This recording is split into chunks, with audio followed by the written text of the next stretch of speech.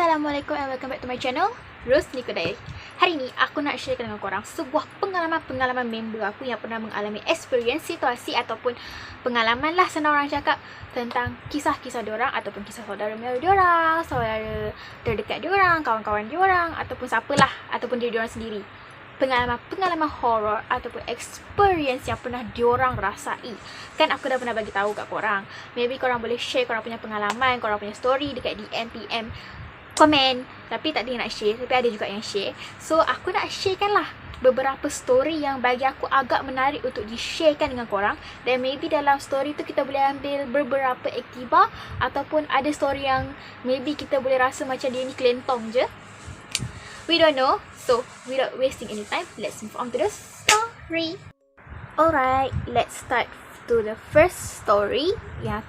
Yang ni adalah pengalaman dia sendiri dan aku ambil daripada WhatsApp. Dia orang PM aku. So, dia cakap macam ni tau. Nesan, kau ingat aku ni tua sangat ke? Okay, time tu aku ni suka lepak and balik malam tau. Suatu hari tu aku lepak mama and balik pukul 1 pagi. And jalan balik tu kena lalu 2 or 3 pokok besar. Lepas tu bila dalam perjalanan balik, aku naiklah tangga sebab aku duduk flat 5 tingkat and aku duduk tingkat 5. Bila tengah naik tu dekat tingkat 3, bulu roma aku meremang tau. Aku pun naik je lah sambil baca ayat kursi and then sampai je tingkat 5, aku nak jalan pergi rumah kan. Okay. Aku nampak ada macam perempuan bertelekung di jalan and nak masuk lorong rumah aku. So aku buat tak tahulah. Okay, dia cakap masa dia tengah nak balik tu, dia balik dalam pukul 1 pagi macam tu. Sebab dia ni lelaki. Biasalah lelaki memang suka lepak kan. Dia balik dan dia cakap dia nampak perempuan yang bertelekung. Maybe dia baru nak solat ke? Perempuan tu jalan and masuk lorong rumah aku. Oh, rumah dia flat. Ada lorong kan? Flat ada lorong. Korang fikir sendirilah. Tengah buka mangga grill, aku nampak dia jalan and dia terselindung dengan tembok. Lepas tu aku tenung tembok tu. Maybe dia pergi belakang tembok tu. Aku tengok perempuan tu dah hilang. Lesap ke mana. Dia lesap lah. Dia bila balik rumah kot nak solat. Kan dia pakai telekung. And then aku masuk rumah, kunci pintu and mandi. Time nak tidur tu dekat tingkap aku dengan perempuan menangis betul-betul luar tingkap aku. Dekat tingkap hang, dengar perempuan nangis betul-betul luar tingkap hang. Oh, that means yang ni tingkap. Tunjuk lagi tangan aku yang buruk ni. Ini tingkap. Dia dengar perempuan tu menangis dekat luar tingkap dia, while dia dekat sebelah tingkap dia. Macam tu kot. Betul-betul luar tingkap aku. Okay, aku baca balik. Start tu aku insaf terus, tak balik lambat time lepak. Sekarang paling lambat pun 11 malam je. Okay, pengalaman dia ni agak macam tak berapa seram sangat bagi aku.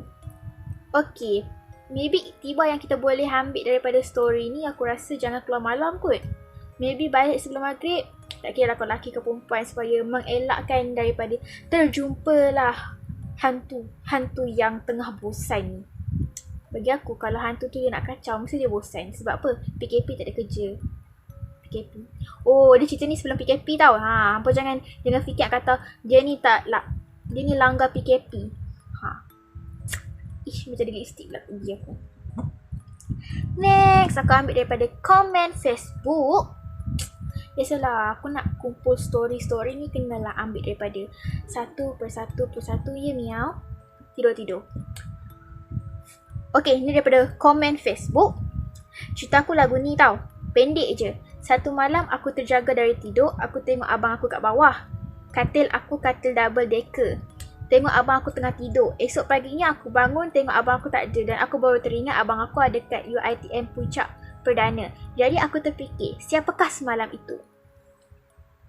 Maybe abang kau balik rumah sekejap nak tidur. Lepas tu pagi-pagi tu dia pergi balik UiTM. I don't know. Next, aku pernah kena tindih 3 hari straight. A day before kena tindih, dia muncul depan aku. Besar, hitam, berbulu. Hanya mampu tengok and sambung tidur. Sebab aku terjaga, kebetulan dia berdiri depan aku. Kau tak takut? Kau boleh? Dia berdiri depan kau macam tengok kau macam tu. Tak tidur lagi. Next. Masuk aku kerja shift malam. Time tu aku seriously sakit perut nak terkucil.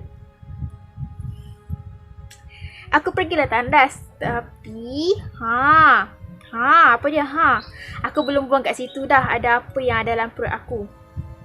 Apa yang kau buang? Masalahnya, aku belum buang lagi. Tapi dah ada isi kat mangkuk jamban tu.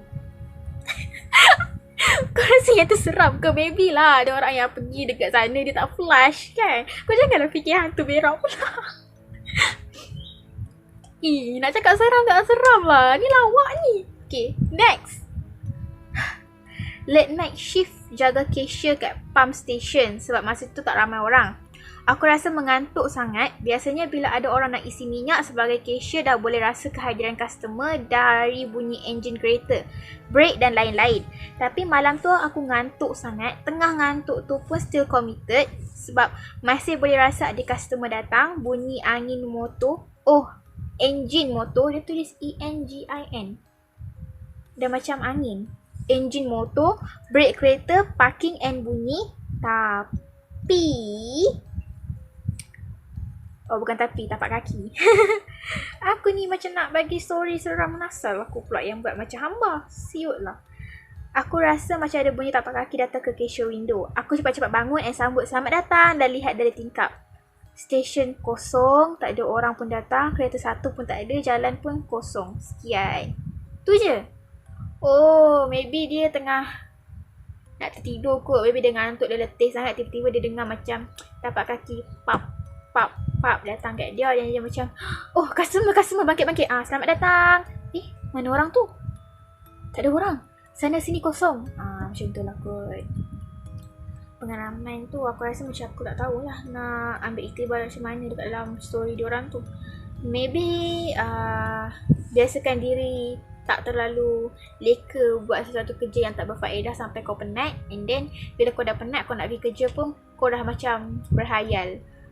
Kadang-kadang kalau kita penat, kadang-kadang kita ada juga yang berhayal. Selain daripada benda-benda tu kacau kita, bagi aku benda tu maybe kita berhayal juga. Kecuali kalau kita memang tak penat sangat tapi tiba-tiba kita nampak ataupun body kita macam tengah lemah, yang tu memang kemungkinan besar dia kacau kita lah. Taehyung aku nak jatuh ke? Kejap. Alah, sorry lah tadi Taehyung aku nak jatuh. Okay, untuk pengetahuan korang, aku buka notification. Tak ada, bukan buka notification. Aku buka internet sebab aku nak send video kat editor. So, kalau korang dengar bunyi notification tu, mohon diabaikan sebab aku tak mampu nak tutup internet supaya notification tak masuk. Sebab aku dah off silent tapi dia tetap nak masuk, nak bunyi. So, biarlah kat dia. Next. Dia perlu kejap muka aku ni. Nak ambil tisu tak sempat. Tadi kan korang macam terganggu pula aku pergi sini, pergi situ. Next. Okay. Berapa kali aku cuba next daripada WhatsApp juga. Okay, dalam tahun 2013-2014 macam tu, masa tu saya baru balik dari rumah saudara. Ketika itu saya balik sewaktu lepas isyak. Malam lah kan. Saya sampai rumah saya terus duduk kat katil sebab saya ni cepat mengah. Ketika duduk tu, saya pandang sebelah ada nampak satu figure makcik tua yang buruk sangat wajah dia. Makcik tu tak buat operasi plastik lagi tu. Sebab tu dia bodoh. Rambut kusut, berwarna putih dan memakai baju yang sangat lusuh. Saya terkejut dan cepat masuk bilik kakak saya. Kakak saya menyuruh saya membaca ayat-ayat suci. Ketika saya mahu membaca, tiba-tiba saya rasa leher saya diduduki oleh seseorang. Saya jatuh hampir sujud ke lantai. Kakak saya nampak saja dia macam tu. Dia terus membaca ayatul kursi dan seperti menangkap sesuatu di tangannya. Kemudian kakak saya baling keluar. Yang peliknya bila kakak baling keluar, bunyi seperti ada bola melantun keluar rumah. Wow, hebat juga kakak engkau boleh tangkap benda tu. Kalau aku tengok engkau macam tu, aku automatik panggil mak, ayah, ni adik ni tiba-tiba tersujud tu situ. Macam mana ni mak? Tak adalah aku nak berani sangat nak tangkap situ tu. Buang. Bunyi bola melantun kan macam tu kot. Okay, next. Kali ni kisah yang paling menarik bagi aku. Ianya adalah kisah terakhir. Memanglah video kali ni agak pendek, tapi aku akan share juga pengalaman aku, okay? Notification buat hal. Kali ni kisah dia memang menarik gila. Tapi kalau korang nak percaya, percayalah. Kalau bagi aku dia macam ada ayat yang kelentong sikit, tapi best gila cerita ni. Aku dah baca dah tapi aku tak hafal. Sebab tu aku tengok balik phone aku. Apa aku nak hafal ni, panjang tu korang punya story. Pertengahan bulan puasa 2 tahun lepas, arwah Tok Wan baru lepas balik dari surau dengan cucu laki yang lain. Setiap malam arwah Tok Wan memang akan buka TV, tengok berita TV1 sampai lewat malam. Sebab time malam je arwah boleh tengok berita dengan aman kalau ada cucu-cucu balik kampung. Yelah kan, cucu kalau ada memang bising. Aku kalau balik rumah ayah aku pun tengok cucu-cucu dia bising pun kadang-kadang tak tenang juga kat TV. So bila malam bila diorang dah tidur adalah tepat waktu yang tepat untuk aku tengok movie. Sambung. Masa tengah tengok berita, arwah ternampak satu cahaya putih yang terang dekat luar tingkap. Maybe arwah fikir cucu ataupun anak dia baru balik dari kebun durian sebab arwah ngidam durian. Tapi sebabkan usia dia dah 80 ke atas, arwah tak larat sangat. Ngidam untuk orang mengandung lah. Maybe dia kempunan kot nak makan durian. Masa dia jenguk dari celah tingkap dengan teliti, cahaya tu makin lama makin pudar sampai lesap. Arwah mungkin fikir tu cuma kelip-kelip. Maybe arwah nak sambung balik tengok berita. Dia terasa something tak kena and benda tu muncul secara tiba-tiba depan mata dia. Rupa benda tu wallahu alam, kami semua tak tahu, cuma arwah je yang tahu rupa dia. Dan dia terjerit kuat terkaku depan TV seolah-olah takut and terkejut. Kesiannya nenek tu. Arwah Tok Wan memang kesian ni, tiba-tiba semacam dia tu kacau. Kami semua terjaga turun bawah jenguk arwah sebab terkejut. Masa kami tengah tengok arwah dalam keadaan kedua tangan terangkat macam nak tepis sesuatu. Macam ni kot. Aku nak sambung kadang ceritanya agak sedih tau. Aku tersedar something kat bucu TV tapi hanya samar-samar sahaja sebab hijab aku cuma terbuka sedikit. Start dari situ, dia koma 1 bulan. Time tu aku baru umur 15 tahun. So aku tak boleh jenguk arwah kat ward ICU, cuma mampu berkumpul dari luar sahaja. Ya, aku faham perasaan tu sebab my dad pun pernah masuk ICU dan aku tak boleh masuk sebab tak cukup umur lagi. So, maybe kadang-kadang kakak aku tangkap gambar je, send kat aku. Lepas tu jaga dari koma, dia tak ingat apa-apa langsung. Nama, tempat tinggal yang ditinggal, nama cucu cicit dengan anak dia sendiri. Dia lupa ingatan, cuma mulut dia terkumat kami cakap pasal benda yang dia nampak time bulan puasa. Kau nampak time bulan puasa ke? Bulan puasa bukan hantu kena ikat ke? Lepas beberapa hari, dia dapat keluar dari ward, boleh balik rumah. Cuma yelah, nak berjalan pun dah tak tahu, semua macam bayi yang baru lahir. Dia tak tahu apa langsung. Aku last ziarah arwah kat hospital masa koma je. Oh, ya, okey. Family aku yang rajin pergi jenguk arwah kat hospital ataupun kampung sebab aku tak berani. I don't know, firasat dia lain sangat dari benda yang aku selalu. Cerita dia panjang tau, sampai aku nak kena cut dia punya screenshot tu. Macam korang tahulah, aku kan shoot guna handphone yang aku guna tu. Jadi phone ni adalah untuk aku membaca story-story je. So aku kena screenshot kat sini. Dan sekarang ni agak menyusahkan aku juga sebab aku tak di scroll tapi aku kena slide. Apa kehil lah, benda lah ni. Notification masuk-masuk ni, aku dah off silent kot. Family aku yang rajin pergi jenguk arwah ke hospital ataupun kampung sebab aku tak berani. I don't know, firasat dia lain sangat dari benda yang aku selalu nampak. Part ni aku nak cerita memang best. Lepas beberapa bulan, dia dah boleh berjalan, ingatan semua dah ingat. Dia nak solat tapi tak larat. So dia solat tidur. Masa kes ni macam nothing happen, arwah dah tunjuk kesan positif. So kami semua fikir arwah dah okey. Tapi keesokan harinya dia jatuh sakit mengejut. Reason tak tahu sebab anak dia yang kelima tak nak bagi tahu apa yang terjadi sebab dalam keadaan takut. Maybe anak kelima dia nampak something tu. Malam sebelum dia meninggal, aku dengan family aku pergi hospital di Taiping nak jenguk arwah, and sampai jururawat bagi tahu baca ayat Yasin sahaja yang boleh bantu dia sebab nadi dia makin lemah. Aku cuma jaga adik kecil aku kat luar. Adik aku nangis sebab orang gila sebelah wad pesakit tu takutkan adik aku. Nenek kau masuk hospital mana tiba-tiba ada orang gila? Maybe ada pakcik-pakcik yang agak tak waras kot nak kacau adik kau. Aku masuk ward nak panggil mak aku, tapi aku tercengang sebab nampak benda tu tengah cakap something ke arwah. Aku terkejut benda tu terus pandang aku and aku pengsan untuk kali pertama seumur hidup aku. Bila aku terjaga, benda tu ada kat samping aku and time tu mak aku perasan mak and adik-beradik mak aku nangis sebab arwah dah tak ada. Aku memang terkejut gila, tapi aku tak boleh nak tunjuk reaksi aku sebab benda tu ada di samping aku. Sampailah hari nak mandikan arwah, benda tu lesap secara tiba-tiba. Aku jadi penat semacam entah kenapa menjadi tenaga kurang. Maybe tenaga aku kurang. Time nak kafankan semua cousin and adik-beradik mak aku berkumpul dari cucu, menantu, cicit, jiran. Semua dah cium arwah, cuma aku seorang je tak cium. Notification ni betul-betul kacau lah. Kalau aku tak send aku punya video tadi tu dekat aku punya editor, aku dah off dah aku punya internet tau. Menyusahkan betul. Okay, dia cerita balik. Dia dah, semua orang tengah cium dia punya arwah Tok Wan, tapi dia seorang je yang tak berani nak cium sebab aku ternampak lembaga hitam yang terlampau banyak di sekeliling arwah. Aku masuk bilik untuk rehatkan diri sampai terlena. Masa tengah bacaan Yasin, aku rasa berat sangat badan dan benda tu tindih aku. Terlampau sesak nafas, muka pucat, tayangan naik biru sampailah cousin aku masuk bilik. Aku baru benda tu lepaskan aku. Apa kau cakap ni? Oh, maksud dia macam lepas dia masuk bilik tu, baru dia terasa macam benda tu lepaskan dia. Dan aku nak tahu apa kelanjutan story tu. So, aku suruh member aku tanya balik member dia yang ceritakan ni. Dan dia cakap macam ni.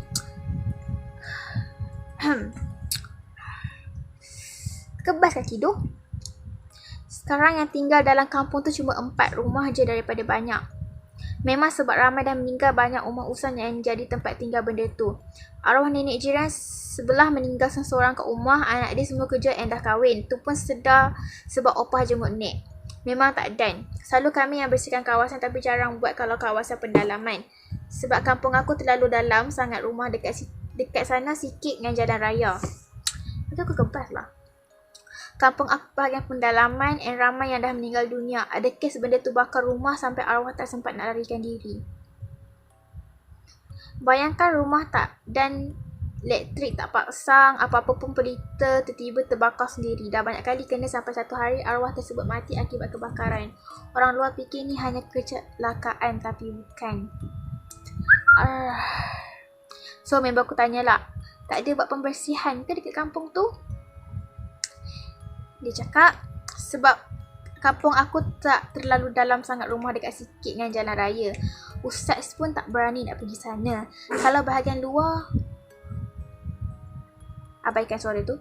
Kalau bahagian luar, okey gi. Tapi kalau bahagian dalam kawasan lagi, memang tak boleh sebab aura dia lain. Ustaz tak berani nak bersihkan kawasan tu. Asal Ustaz kan? Okay, untuk iktibar dalam story ni, aku rasa maybe kita boleh ambil beberapa iktibar dalam ni. Maybe, aku tak rasa benda tu akan kacau kau kalau tak ada sebab, tak ada reason. Benda yang aku rasa aku tahu, kalau kata benda tu nak membunuh, selalunya adalah unsur-unsur menjadi tumbal ataupun ada perjanjian nenek moyang. Itulah yang aku tahu sebab aku selalu tengok YouTube. Tapi kalau kata tiba-tiba hantu tu tiba-tiba nak kacau satu kampung tanpa reason, aku tak rasa benda tu betul sangat sebab takkanlah sampai ustaz pun tak berani nak membuat pembersihan ataupun pengusiran hantu tu. So korang boleh komen kat bawah, ada tak ustaz-ustaz yang mampu mengusir hantu tu daripada kampung tu? Maybe aku boleh recommend kat kawan aku tu. Okay. Kaki aku kebas tu, rasa macam tak boleh nak go je dengan story aku pula. Okay, story daripada member aku adalah setakat di situ sahaja sebab aku tak dapat banyak story. Dan walaupun aku dapat agak banyak sebabkan aku minta tapi story-story tu tak berapa menarik aku rasa. Rasa macam nyanyi-nyanyi je lah yang menarik, agak menarik, yang tak berapa kelentong sangat. Nak dengar story aku tak? Maybe next video aku akan buat story aku, maybe part 2. I don't know. So I'm so sorry sebab video kali ni tak berapa best. Aku pun rasa macam tu sebab aku tak ada content sangat. Jadi aku buatlah janji ada lah benda yang aku post kat YouTube. So, bye. Hope you guys enjoy this video. Jangan lupa like, subscribe and comment. dan share video ni kat semua korang, kat semua kawan yang korang ada. Bye.